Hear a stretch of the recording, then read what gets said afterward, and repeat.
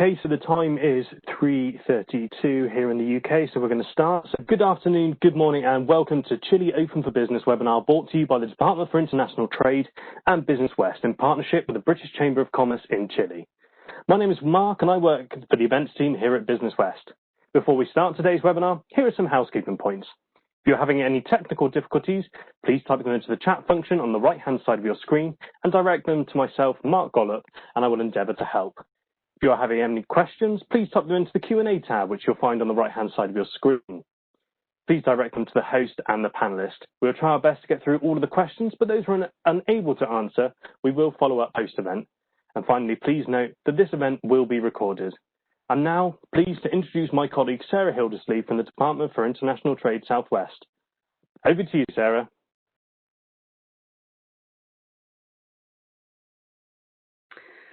Hello. Good afternoon, good morning. Pleased to be here today.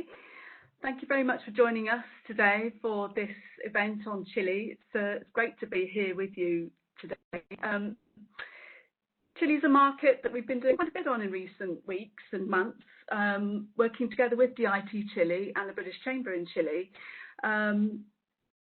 It's a market that has seen great success actually with some Southwest companies. Some sectors that come to mind are mining, healthcare, agri-tech and so on. But as part of the trade recovery activity that's really necessary at the current time as a result of COVID, etc., we're running a whole series of events on markets right around the world just to help companies update on the opportunities and understand where markets sit right now. It's part of a program that are running together with the British Chamber of Chile and DIT Chile in this particular case, because we believe that the opportunities are significant in the region and in the market. And so I'd like to sort of hand over to Greg Holland now, who's the CEO of the British Chamber in Chile, to take you through some of the updates and what's happening in the market there. Over to you, Greg.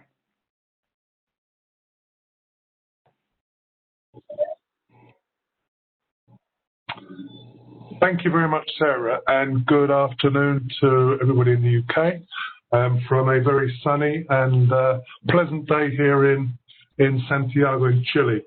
My name is Greg Holland. I've been in Chile for nearly 18 years and I've been running the Chamber of Commerce here for 9 years.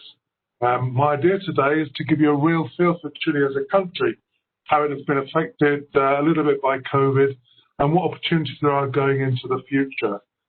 Before I start, I'd like to introduce a couple of my colleagues who are with me. First of all, Jolenta Polk, who is from the Deputy Director of the Department of International Trade in Santiago, and Carl Royce, who is part of the Chamber and who will be working with those of you who are joining our virtual business forum, doing some of the work to find your partners. Carl, I just want to hand over to you for a minute just to mention, to introduce yourself and mention the first steps. Thanks, Greg, and hi everybody in Chile and the UK. My name is Carl Royce. I previously worked with the Embassy and with the Chamber. I'm going to out-trump Greg and tell you that I've been in Chile for over 20 years, and a lot of that time very interested and active in the promotion of trade. As Greg said, I'll be doing the research for you specifically with regard to meeting the Chilean companies that you'll be talking with. As a first step in that, I'd like to get to know you a little better, and this week I will send you all an email with a questionnaire asking you to give me some details about your company, your products, and your intentions in joining this virtual business forum. And if you can get that back to me next week, I'll probably be in touch with some questions and then with some progress updates closer to the date of the meeting. That's it from me. Thank you.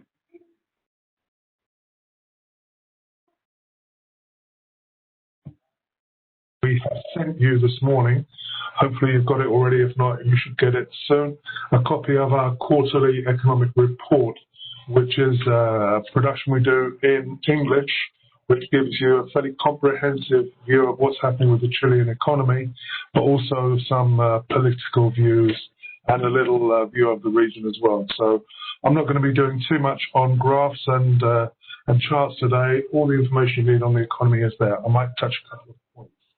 Okay, so let's make a start.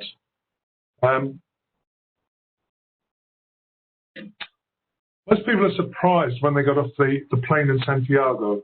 The airport is undergoing a major reconstruction. But apart from that disruption, Chile works very well. About a third of Chile's population lives in Santiago. It takes you about 30 minutes to get from the airport to the middle of town, and it's a vibrant and modern city where just about everything works. The transport system works, people stick to the regulations. So it's a reasonably comfortable place to visit. And in a Mercer report in 2019, Chile came out as number 3 in terms of the quality of living in Latin America. Starting the ride then, Chile is a country of outstanding natural beauty. Tourists come here because it's big and wild, so eco-tourists come here. It's a long country, it's 2,700 miles long, only about 200 miles wide at its widest point, but it's got a unique geography. In the north, we have the Atacama Desert, which is the driest desert in the world. In the south, we go all the way down to Antarctica, and there are the 3rd largest freshwater reserves in the world. There are 24,000 glaciers and 12,000 lakes. And all the way down the eastern side, we have the highest mountains outside the Himalayas, the Andes Mountains.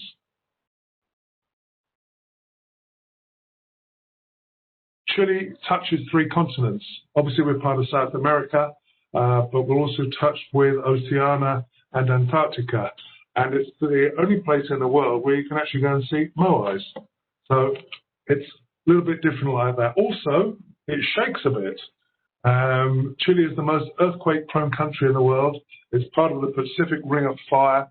The Nazca tectonic plate underneath us means we get about a tremor about once a month. We actually had one yesterday. So there's a constant reminder that we might be having the next earthquake at any time at all. I've been here for 2 of the big ones recently. In 2010, we had an 8.9 on the Richter scale earthquake, and in 2014, one of 8.2. But the good news is the engineers here know how to do their job, and the damage to construction buildings was very small, which is very different to the earlier ones back in the 1960s, for instance, when the world's largest earthquake took place in Valdivia, the 9.5, which was a horrific thing.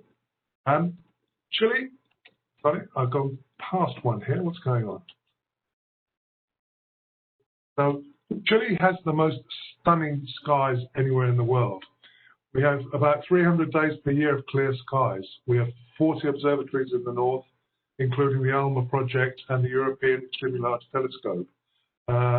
Chile captured the first images of the first black hole, and also recently has been involved in discovering 7 Earth-sized planets as part of a global consortium of astronomy groups. Chile is rich in minerals. Under the desert and the mountains, the earth is rich in valuable minerals. And the mining exports dominate Chile's economy. They accounted for $36 billion in 2019. It's about 9% of Chile's GDP. And they also employ about 9% of the workforce in Chile. The most obvious ones are copper. Chile is the biggest producer of copper. It has 22% of the world's copper reserves. It has 48% of the world's lithium reserves. It has molybdenum, it has gold, it has silver. It is also the fourth most attractive country in the world for investment in renewable energy. We have solar energy in the north, wind energy in the central and southern regions, geothermal energy in the Andes Mountains, tidal energy from the huge coastline, predominantly in the south, and lots of biomass potential in the forest region in the south. This graph, I'm sorry it's in Spanish, but just gives you an idea of the growth of renewables here over the last 10 years. And the renewables now account for 20% of the supply into the national grid. That was the target that Chile set a few years ago, and it was achieved. And that curve is accelerating. It's going upwards. Why is that important? Well, partly because Chile doesn't have any fossil fuel reserves, so we are totally dependent on importing energy other than renewables. Great news is we're soon going to be able to export energy from all these renewable sources. So there are huge business opportunities around renewables. So I mentioned COVID a bit earlier, and clearly COVID has had a huge impact on Chile's economy and on the people here, as it has done in the rest of the world. Also, at the end of 2019, we had some political problems. There was a big social unrest movement, which has gone quiet during COVID. But Chile remains open for business. So why Chile? Chile is characterized by a free, dynamic, and highly competitive market, and its economic model is admired both in and beyond Latin America. It's number one in LATAM for economic freedom. It also has a robust regulatory framework for foreign investors. It has equivalence with local operators. You can get your money out, which you can't say for everywhere else in the region. And again, it's number one in LATAM for global competitiveness. It has a solid banking system. Investor capital is available locally, and you can have confidence importing funds. It is number one in LATAM for the foreign investment regime. And it has a competitive tax regime. Corporate tax runs at about 27%. Import tax maximum is 6%. And for anything that's produced and brought from the UK, it's 0% import tax under the free trade agreement and the dual tax agreement that Chile has with the UK, or currently with Europe. But moving to the end of the year, Chile and the UK have already signed a continuity agreement. So there should be no gap in the free trade that Chile has with the UK. VAT here runs at 19%, so very similar to the UK. There is an optimal business environment here. Again, it's number one in LATAM, but surprisingly, number 13 in the world globally. And ease of doing business is clear. I like to think of it as a like-mindedness. So people like to eat at the same time as you do in the UK, so like to have dinner a bit later. People like to talk about what happens at the weekend before they get into business. And they're fanatics about football. So there are a lot of similarities. I sometimes feel that we have a closer affinity business culture-wise and socially between Chileans and the UK than the UK has with the US, even though the language is different. Let's talk about the economic growth. This looks back over 20 years or so, and you can see that Chile's had a strong growth over that period, which has made it the leading economy in South America for quite a long time. Just interested to look at the period in 2009 when we had the financial meltdown. You can see how quickly Chile bounced back. So in 2010, we were back at 5.8% growth. And even this year, looking at 2020, the prediction is that the economy is going to be going down by about 4.5% to 5%. But look at 2021. They're predicting it's going to bounce back quickly. That doesn't tell the whole story, of course. And one of the big impacts here has been on people with the COVID problem. We've had 2 million people made unemployed since the start of the year, and currently about 48% of the population are classed as not in the workforce. So moving on a bit further, talking about the stability of the economy, I like to look at inflation as an indicator of the stability of the economy. And the central bank here, it's an independent central bank, has a target of 3%. And you can see since 2000, that range has been pretty much centered around 3%. Only back in 2009 did it drop down. But compared to some of the other countries in the region, Venezuela, for instance, is over 1,000%. Argentina at times goes over 100%. Chile has a very stable economy. And according to Goldman Sachs, only Chile and Latin America will return to pre-COVID GDP levels before 2022-23. And according to Credit Suisse, Chile will be the least hit country by COVID in Latin America. So we are still open for business.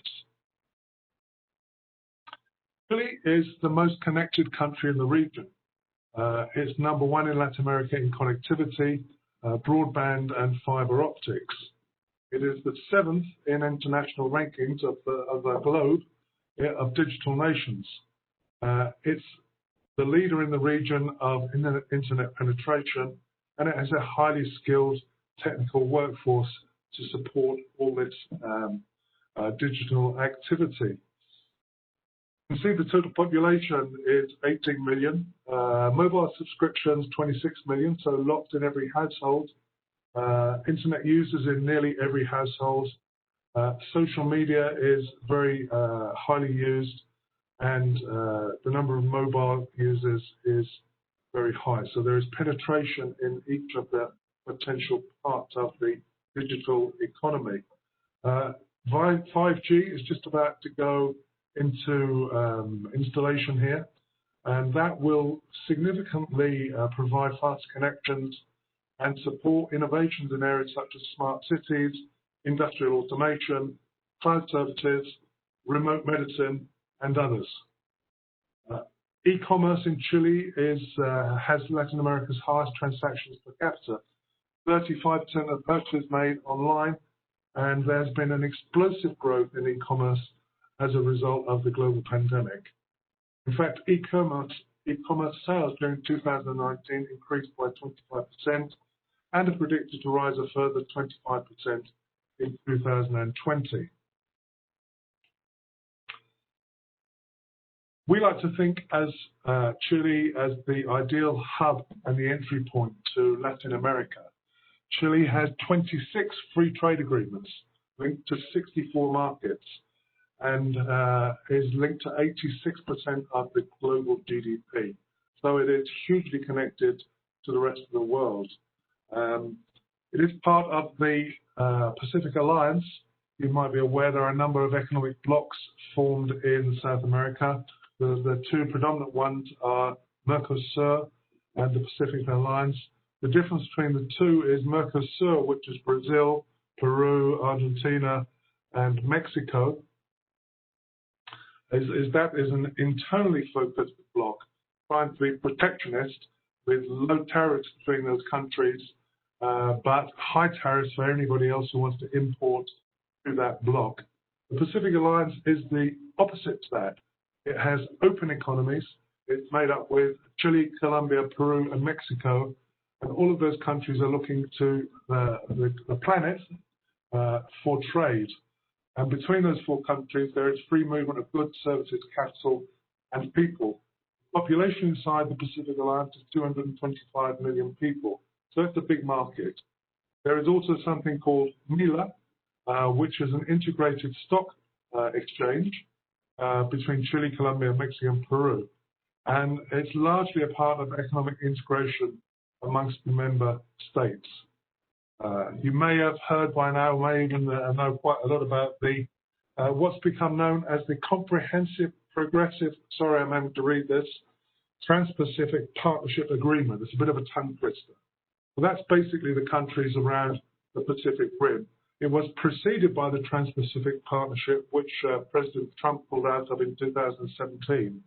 But now that is potentially going to be the biggest trade grouping in the history of anywhere to date.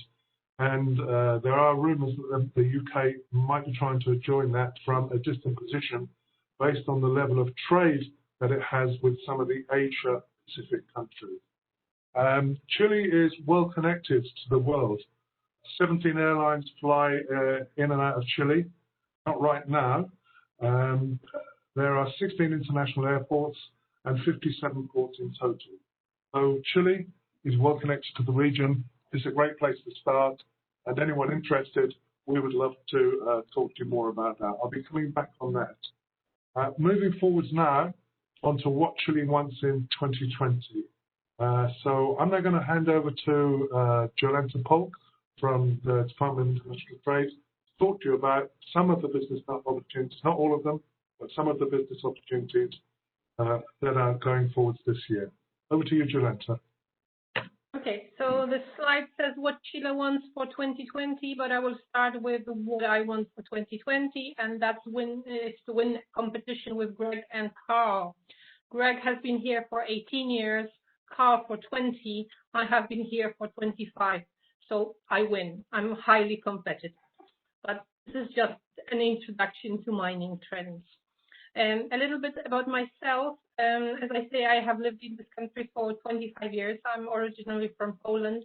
I lived in the UK for quite a while, and I'm DIT's mining expert. So I deal mainly with mining equipment, mining companies, all kinds of minerals, and also, apart from Chile, on a regional level, I look after countries such as Brazil, Colombia, Peru, Argentina, and Bolivia.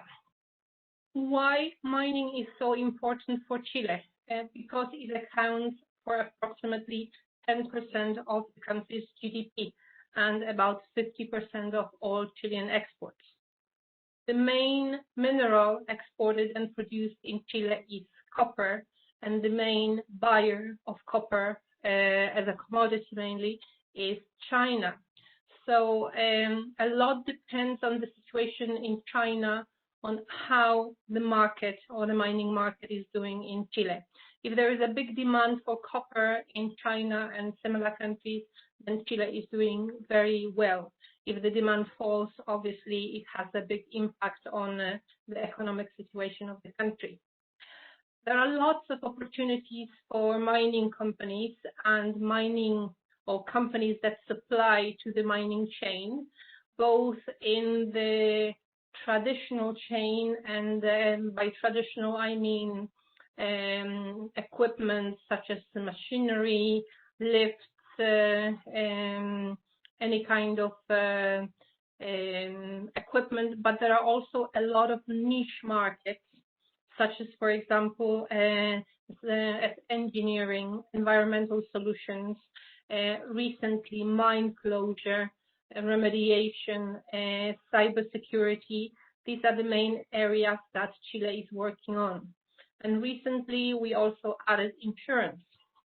For a very long time, to open a mining operation in Chile, a mining company had to put up a big guarantee in cash. And as you know, a mining exploration can last up to 50 or 60 years. And for this time, the money would sit in a bank, and the Ministry of Mining decided that instead of keeping the money in the bank, the mining company can apply for or can apply insurance. So there is a lot of opportunities for the British insurance industry in the mining sector. Exploration. Chile, as you know, as Greg mentioned, is a mountainous country, and basically everywhere where you go in Chile, in the north and the central part of Chile, there are minerals. The main minerals are copper, molybdenum, iron, gold, and silver. Mining exports in 2019 were nearly $1.9 billion US. And on a global scale, Chile is #1 in copper exports. There are quite a few companies that you already know that are located in Chile. Many of them are British, for example, Anglo American, BHP Billiton, Antofagasta Minerals, Rio Tinto, Barrick, and Wood. And they are all waiting for British suppliers to sell them products from very different areas. Next slide, please.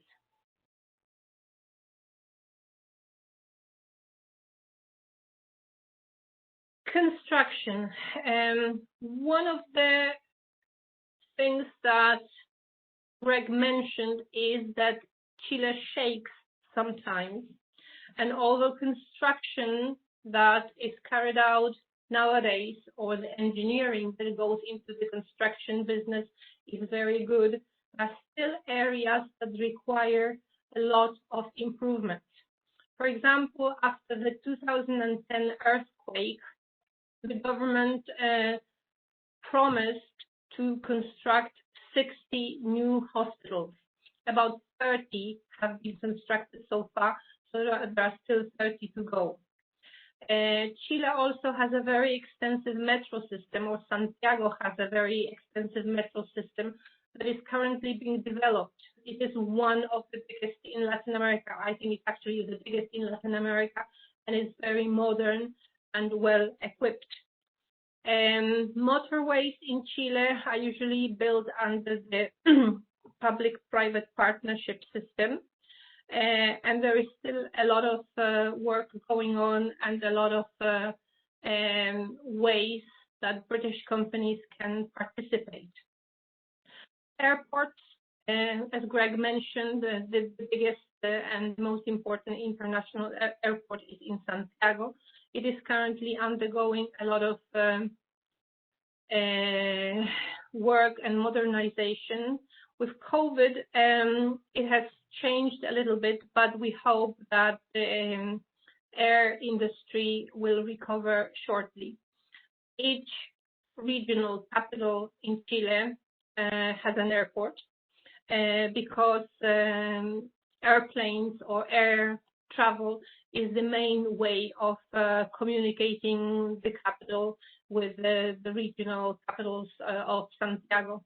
When you look at the map of Chile, you will notice that from the north to the very south, it's nearly 5,000 kilometers, and some areas are not accessible by road, so the only way you can get to those places is by air.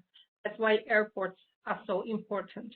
And as you can see on the slide, the investment that the government is going to put into motorways, hospitals, and airports only are huge. Yesterday, the president spoke on television about a huge $4.5 billion US dollar injection into the construction sector. So we are waiting to see which are the main areas where the money will go to. Probably there will be some related to housing and public infrastructure. Next slide, please. Electromobility. Just like other countries in the world and in Europe, Chile is betting on electromobility.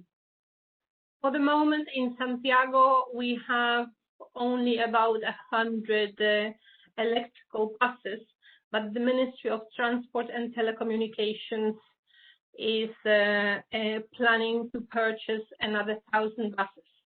There are British companies that would like to participate in the tender, and the good news is that in the extreme south of Chile, in Punta Arenas, there is the first British company that is operating 30 electrical buses. It is the first British company that is actually working as an operator in Chile. Electromobility is very closely related to lithium. Chile is one part of the so-called lithium triangle that includes Bolivia and Argentina, and Chile is also one of the biggest producers of lithium after Australia. The difference between the explorations in Australia and Chile is that in Australia, lithium is produced at a higher price because their lithium appears in rock form, in spodumene, while in Chile, Bolivia, and Argentina, it is simply found in brine, in big mountain lakes, and it's just a question of evaporating the water and getting the lithium out. CIT has been working very closely with our colleagues in Bolivia and Argentina, helping to establish a methodology to determine how much lithium is actually contained in the lithium triangle. Peru is also currently working on or is developing the lithium industry, and I think it's going to be one of the most important areas in Chile in the next probably 5 to 10 years, given that lithium, together with some other minerals such as cobalt, is very important for electromobility, as it's an ingredient that goes to batteries, not only for cell phones and for watches and for computers, but also for big machines such as buses. Next slide, please. World's Pantry. In 2012, Chile set up a program that was supposed to end on 2022, making Chile the world food pantry, because Chile has the perfect conditions to produce food at very cheap prices. There is a lot of land. We still have water, and that can be used in agriculture, and labor is relatively cheap. So about 30% of Chilean exports are in the area of agriculture, and you are probably familiar with the Chilean wine that you can find in all major supermarkets in the UK. As a matter of fact, after the US and China, the UK is the third biggest importer of Chilean wine. The areas in which Chile is now changing a little bit as far as food and drink and agrotech is concerned is that people are looking more for products that fall into the free of or healthy category. So there are opportunities there for British companies to offer all kinds of snacks, healthy foods, foods for sports people, for athletes, and I think this is one of the things that we excel at in the UK, and there is quite a big appetite for it in Chile. We've had a few inquiries from British companies, and they've done pretty well. The process of exporting from the UK to Chile is a little bit complicated. It's not possible. It takes a little bit of time, but once the product arrives on the Chilean shelves, then it is very popular. There are a couple of lines or supermarkets that you would find in the UK, and that are also here. We have several products from Waitrose and from Tesco, and you can find all major British products from Cadbury's to teas to Sharwood products in major supermarkets in Chile. So there are lots of opportunities there, and if anybody is interested, I could send them a one-pager on what a Chilean buyer is looking for. Next slide, please. Retail. Chile is a country with a relatively high disposable income in comparison with countries such as Bolivia and Peru. Probably we don't have such a big income per capita as Brazil, given that it's such a gigantic country, but about 10% of Chilean population buy their products in malls, and they buy luxury products that we know that the UK can provide. There are many British brands in malls and in shops, And the Chilean shopper usually is not, the Chilean shopper that can afford it usually doesn't look at the price, because there is a big plus attached to those products, and that's the Union Jack brand. British products in retail are highly considered. People find them really good quality, even if they are pricey, but they are very proud of buying British cars, British known brands such as Oasis, Accessorize in retail, in clothes. So there again, there are lots of opportunities for British companies to enter the market. It is relatively easy to enter the market with products that do not require sanitary or health certificates. Usually it takes only a few months, and Chilean retail is interested in bringing in more British brands. I think that's my last slide, if I'm not mistaken, or there is another one. No, that's then over to you, Greg.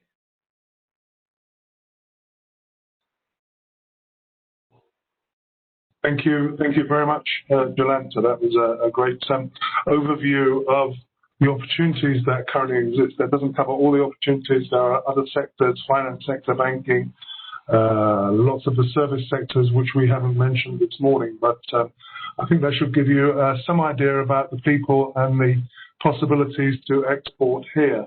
The British Chamber of Commerce has been around for 103 years now. We have a healthy membership operation in Chile, in Santiago, predominantly, helping British companies here maximize their opportunity by connecting them with the local markets. But since 2013, we have also been providing market entry services for UK companies who want to come here. We can do market research for you, and our main objective is to provide a soft landing for the companies who decide to make the trip to Chile.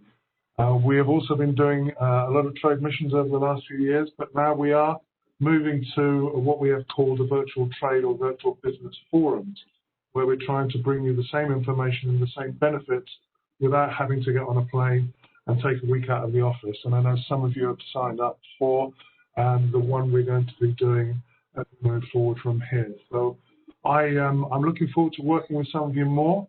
It's been a pleasure to have the opportunity to speak to you this morning, or sorry, this afternoon. And I'm now going to pass back to Sarah just to finish off this. So thank you very much for being here with me. Thank you very much, Greg and Jolanta. Fantastic to have all that update from you today. It's great to have Carl back on the team as well. You can see from the brief details that the team have provided today, things are getting back up and running in Chile quite quickly. We found, as I mentioned earlier, some of the strong sectors are, well, in my case, I've been helping a couple of companies in the mining sector, a company with environmental technology that helps mines develop their modelling plans based on making sure the environment is looked after as much as possible. A company based in Exeter done quite well so far in Chile. Another company that has big products for the desalination aspects of copper mining have also done very well in Chile. So there are a few companies, of course, Cornwall-based mining companies that have done particularly well in the market. But there are other areas. So, for example, smart technologies is an area of keen interest, I know, in Chile. Santiago aspires to be a smart city. So we've been looking at some of the opportunities around smart city technologies. And in my view, agri-tech, healthcare and defence as well are sectors that are particularly important to Southwest companies and also to Chile. So I've got a couple of small questions. I think we're okay for time. A couple of questions for Greg and Jolanta, just to come in. Obviously, it's a Spanish-speaking market. So how would you advise a company, if they don't speak Spanish themselves, how would you advise them to approach the market in Chile? Well, I think that's quite an easy one to answer. I'll jump in. Jolanta if you want to add, but either can contact the British Chamber of Commerce or the Department of International Trade. We work very closely together. We don't compete with each other. Anyone that approaches us, we pass on to either one or the other, depending on what sector it's in, depending on the size of the opportunity, depending on the size of the strategic component. So if you're thinking of bringing in 300 buses, for instance, we wouldn't handle that as a Chamber of Commerce. We'd ask Department of International Trade or DIT to handle that, because that requires connection with the politicians, probably going to take a couple of years to achieve it, significant resources on the part of the company involved. But if you want to enter the food and drinks market or some of the other retail chains, some of the electric, the renewable energy, we just share it between us. So, and the language is not an issue. All of us are absolutely bilingual. So I think we noticed we had a little competition who'd been here for the longest.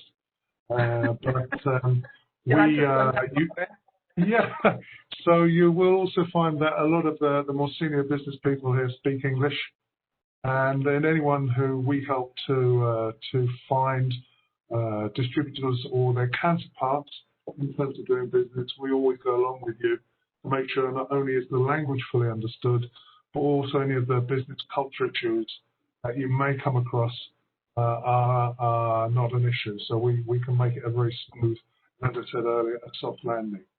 Just touching on the business culture, I mean, I found from my business trips out to Chile, to Santiago, that the culture is quite distinct from other Latin American markets, right? So you've mentioned the ease of doing business in Chile, but also I find decisions are made quite quickly. The Chileans are typically quite upfront if they don't like your products, if they don't think it'll work, and equally if they want to know the costs and so on. Do you find that, Greg, in your experience?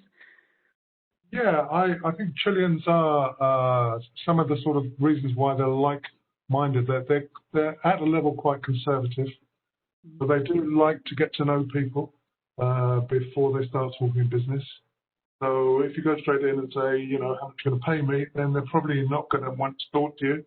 But if you go in and ask them what they throw on the barbecue at the weekend, or how the football's going, or something more, or where the kids go to school, they like to get to know you a bit first. When you've done that, then they have to start talking business pretty quickly, and they will let you know, maybe not so directly that they're not interested, but we know the sign, so we know pretty quickly whether it's a go or not.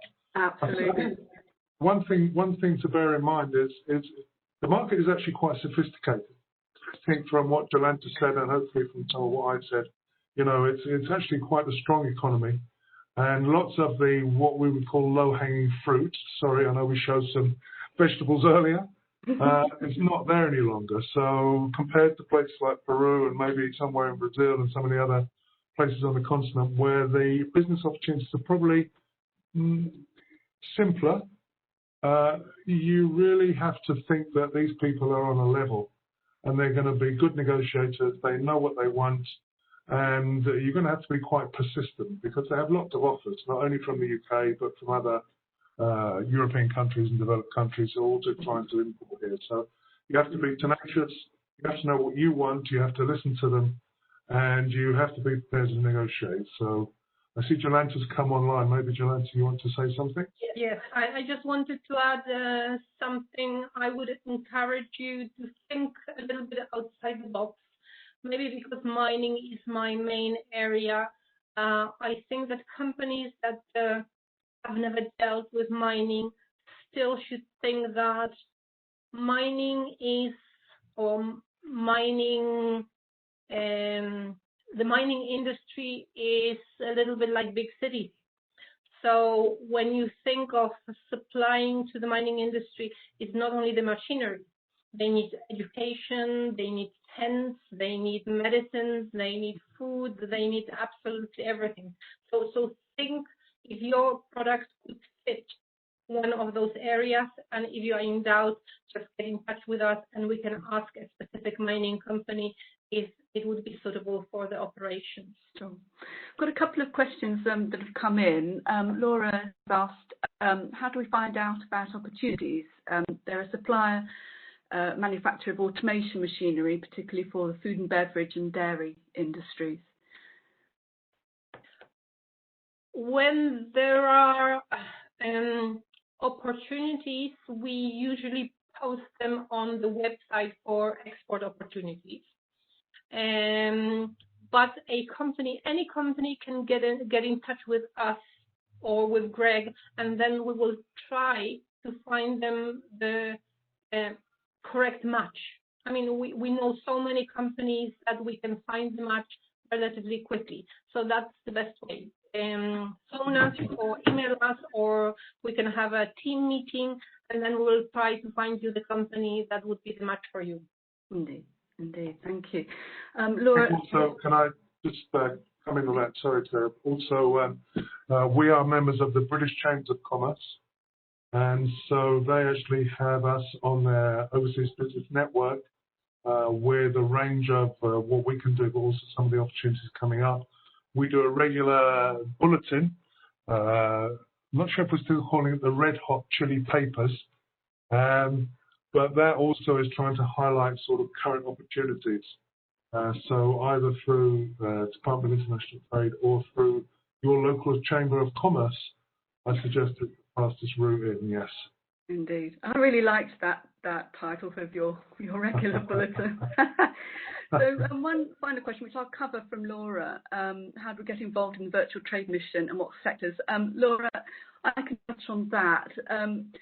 The virtual trade mission that we're currently working on with Greg and Jolanta and Carl is basically we've got about 10 places, and they're almost full to be fair, which is offering research and bespoke meetings in November, which you can contact me direct and I can brief you in a bit more detail. The whole range of sectors, it's not too restricted in that respect, but if we're unable to offer you a place on that trade mission, and it is quite restricted, 10 places we've rapidly filled already. So do get in touch, because as the teams have outlined today, there is an awful lot of support available outside that particular mission in November, and together with your company we can help you navigate the way through, and Greg and Jolanta and the rest of the big team out there, they're hugely well connected, so there's a lot of help out there for you. But by all means, drop me an email and we can cover that in a bit more detail. So I think we're probably going to leave it there, but my colleague Mark has placed a number of events that are up and coming shortly. We are running a lot of trade recovery events at the moment to help companies navigate their way through these tricky times. I'd like to thank Greg Holland and thank you, Jolanta Polk. Fantastic updates today from the market in Chile, really encouraging stuff. And we're looking forward to continuing the work to help companies succeed in doing business in the Chilean market. We'll send some details after, send the slides through to everybody and all the contact details, so that you're very welcome to get in touch with the team after today. And thank you for joining us today, finally. Goodbye for now. Thank you. Thank you very much, Sarah, for the opportunity. Bye-bye to everybody.